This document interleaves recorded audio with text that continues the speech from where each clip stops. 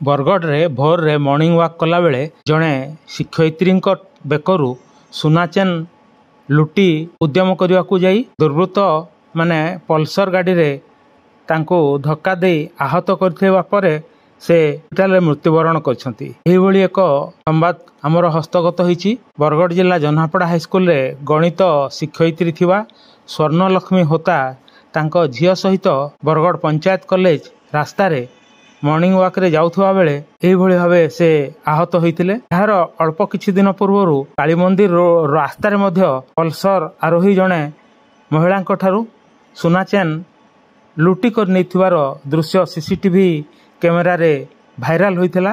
वर्तमान रो घटना रे गुरुतर आहत शिक्षयित्री शरीर पोस्टमार्टम परे जन्हापड़ा को अणा जाइथिला।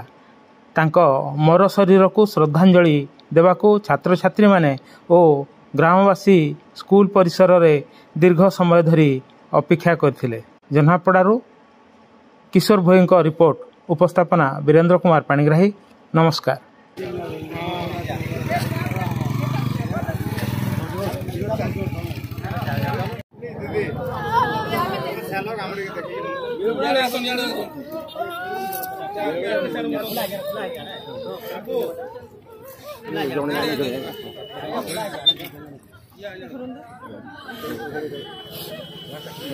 तोय मारो तो नहर ला तोय मारो